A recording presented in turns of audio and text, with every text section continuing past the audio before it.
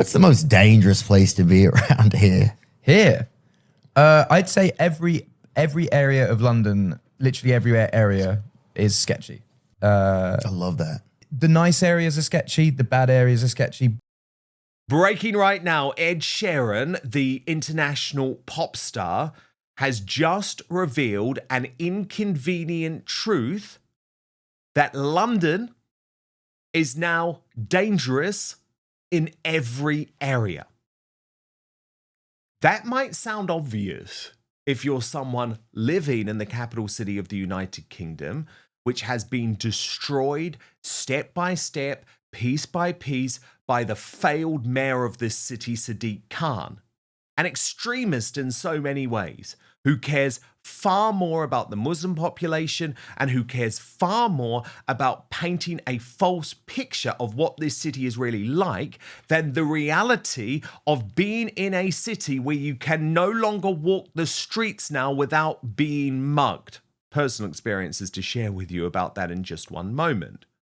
But first, listen to what Ed Sheeran told Theo on this issue.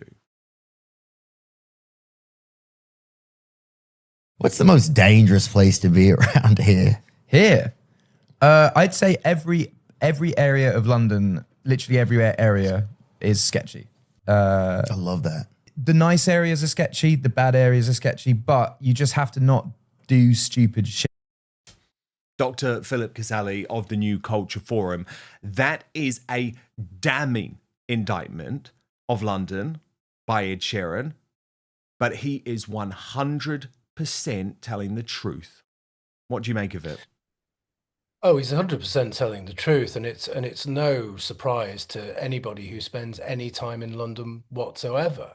This is a massively racialized society now. It's totally balkanized, as I said before, as all our big cities are. But London is practically unlivable. I mean, there used to be a time, Dan, where if you read about something like a machete attack, for example, okay, you'd be shocked by it now. But you'd be shocked if a day goes by when there isn't a machete attack and there isn't an acid attack. These things never used to happen in this country. These things are imported cultural practices. And as you see the censor, the figures of the censors throughout the decades, the problem is that it's white flight. People are leaving London. Londoners are leaving London. Everybody I know is moving out of the place. Not because that they actually feel frightened. It's not because they don't have any love for the place. It's just that they're so devastated by what's happened to it that they feel frightened, and they feel as though they have to go, and they feel as though this is not the place to bring up their children. They feel as though women and children are just not safe there in any place at any time of day or night.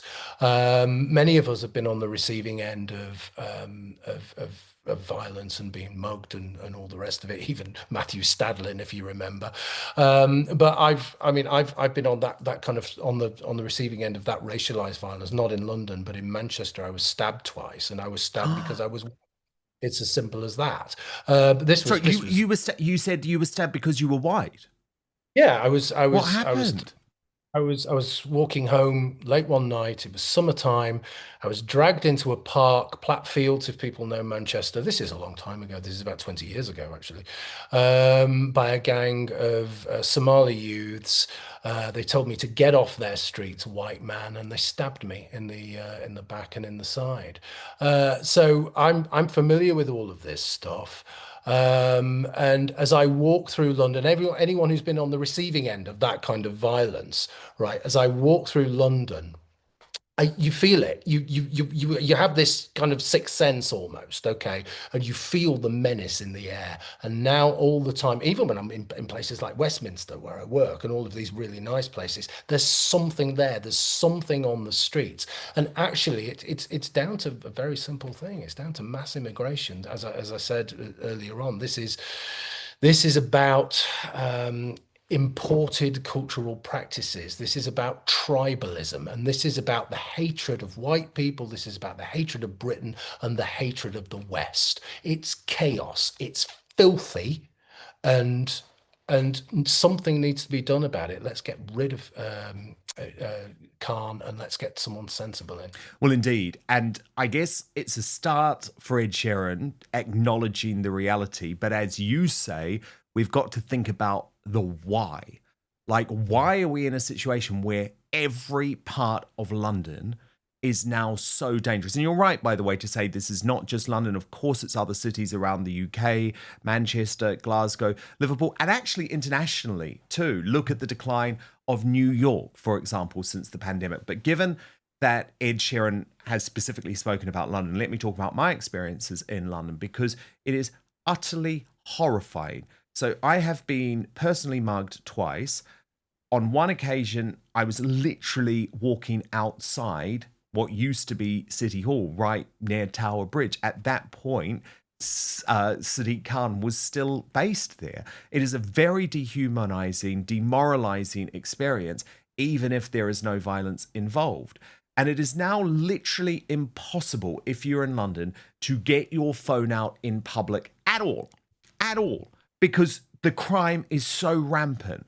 So, for example, my partner's sister came down just last week, and she literally got out of the tube station at Green Park. By the way, that's opposite the Ritz Hotel, okay? We're talking about the poshest parts of London. She had been outside the station for 30 seconds waiting to meet Alan, and she was mugged. It was utterly horrific. This is just so commonplace. And this is an experience that people like Susanna Reid of Good Morning Britain are trying to deny is our reality when she talks about how wonderful it is to live in this diverse cultural melting pot, even though she, in another breath, admits her horror at being mugged. And it's like you have to link these two things together because they are completely correlated.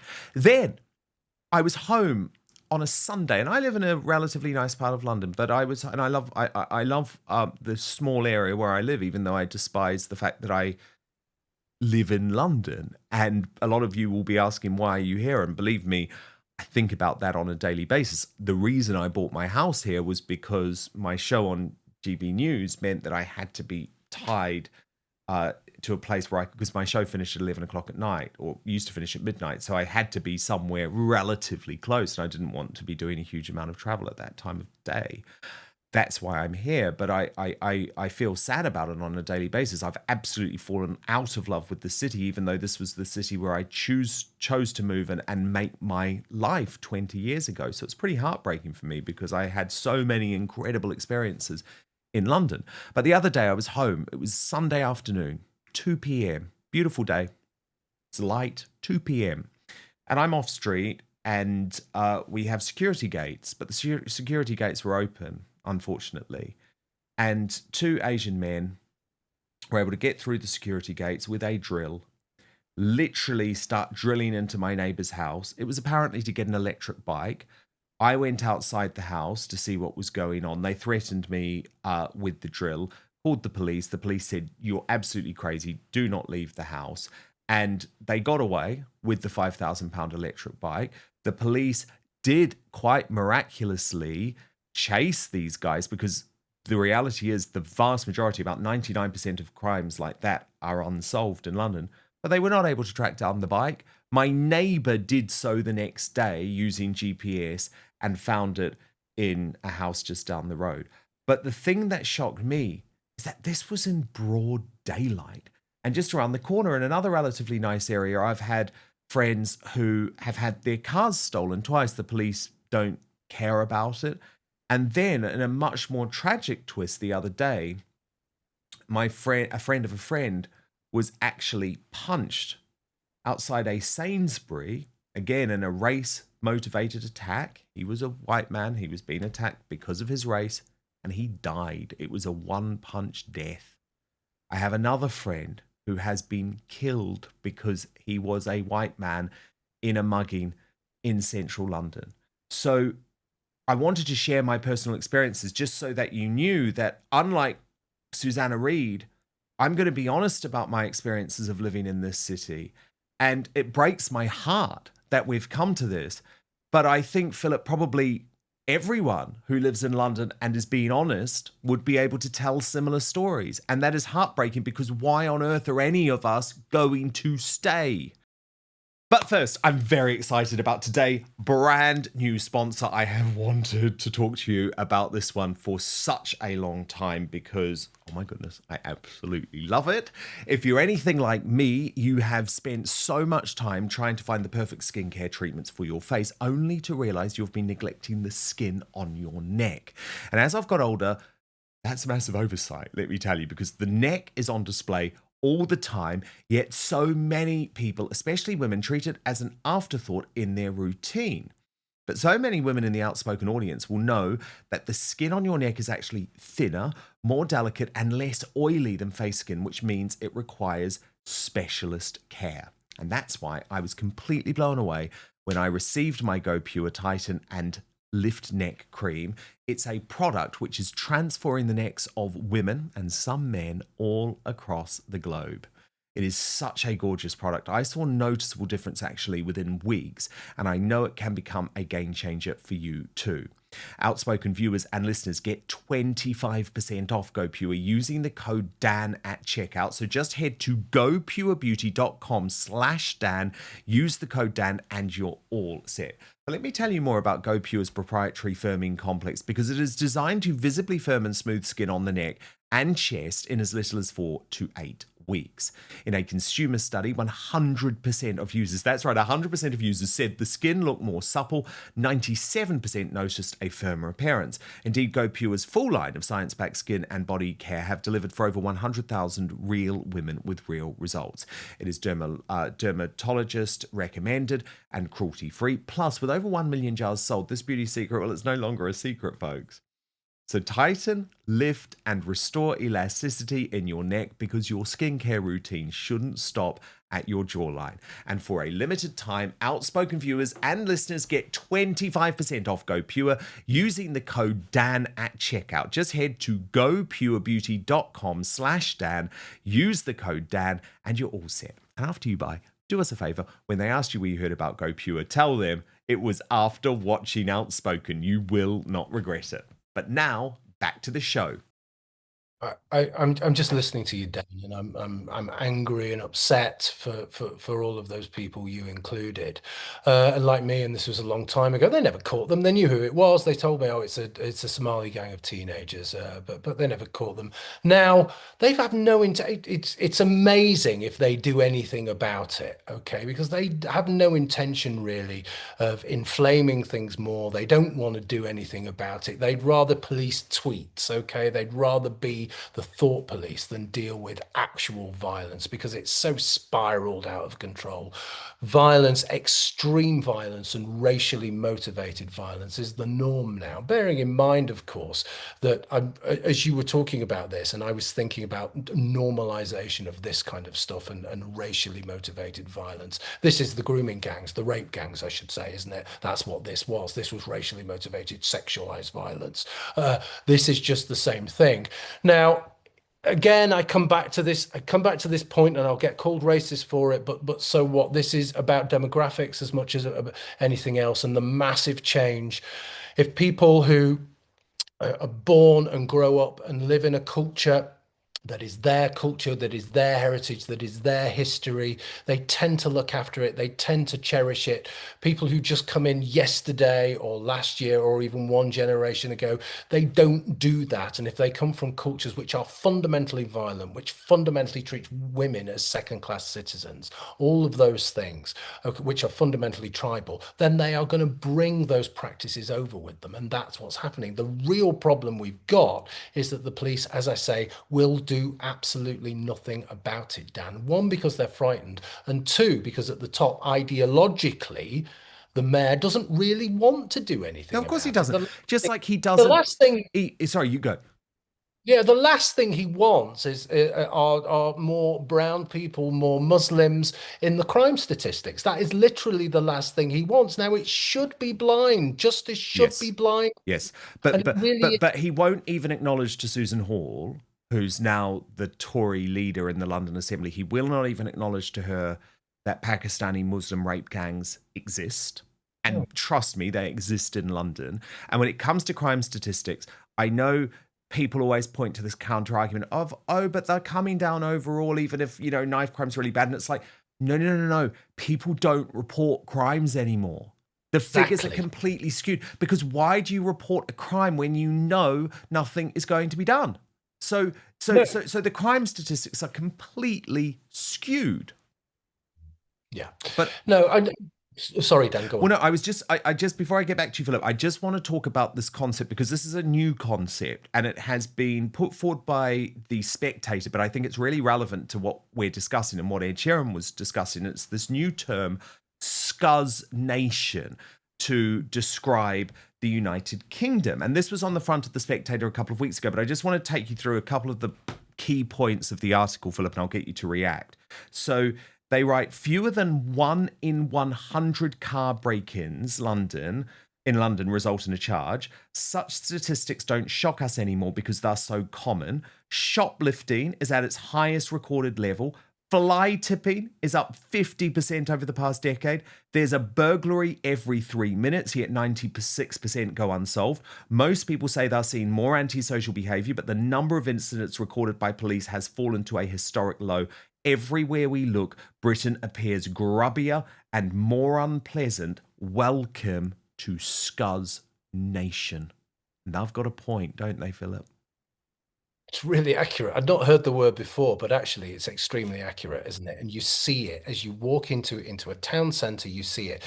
It's the dirtiness, okay? That's one thing, okay? And gangs of lads, usually Asian or black, hanging around. That's just the way it is. Those are the demographics. You see that. I'm not being racist, but there's something else as well, and it's the smell of failure. It's the smell of weed, which is everywhere in our city centres now.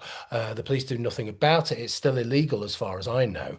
But this is the thing. So if why bother reporting a crime when you know absolutely nothing is going to be done about it, and perpetrators know that they're not going to get caught? You can go into city centres now and you can watch people shoplifting and just blatantly shoplift and walk out with things.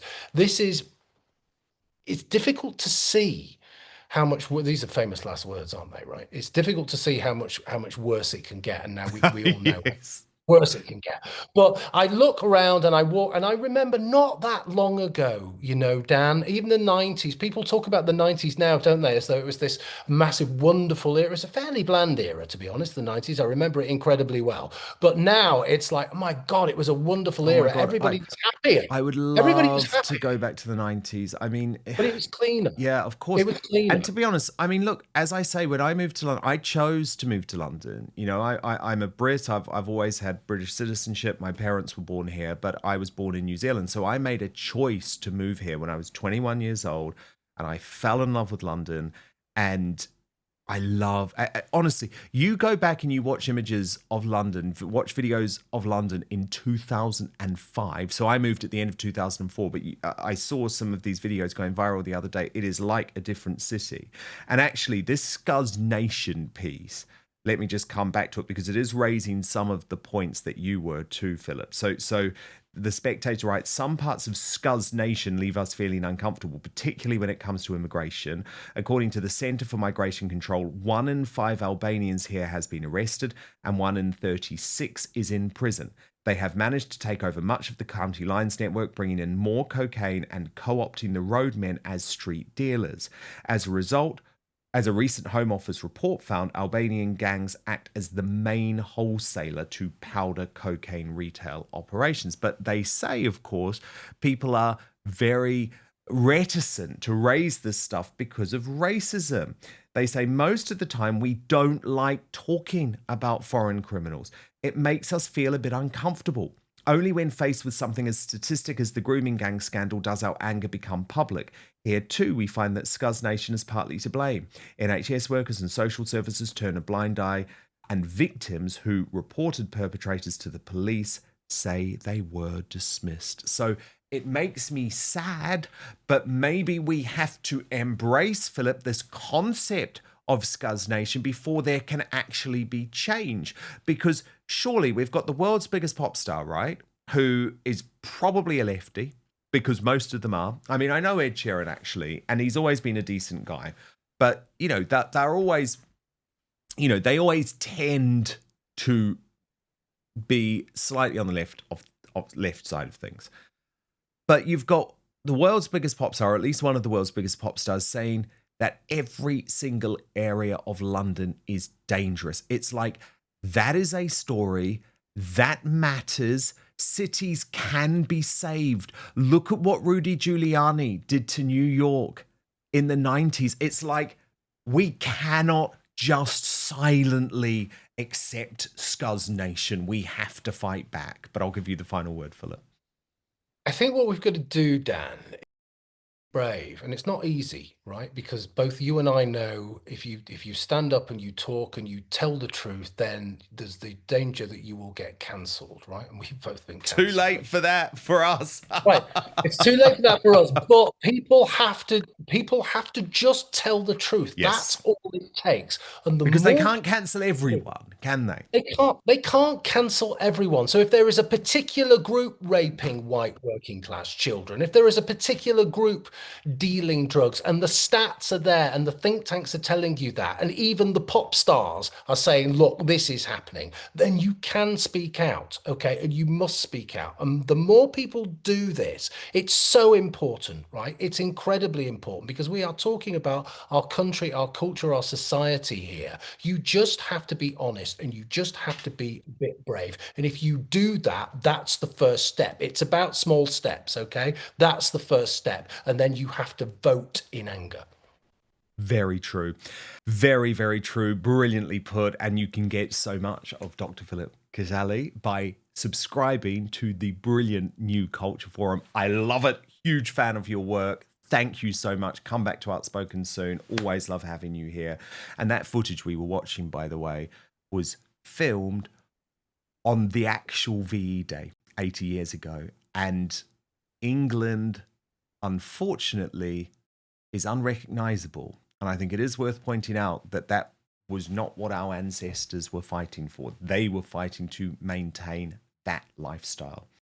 Thank you so much for watching Dan Wootton Outspoken. Please click on my face just to the bottom left to subscribe to this brand new independent news source, and turn on the notification bell so you'll be alerted to our brand new live shows, uncancelled interviews, and special royal episodes. Outspoken is also now available as a podcast, so you can listen to the show every weekday on the go, wherever you are.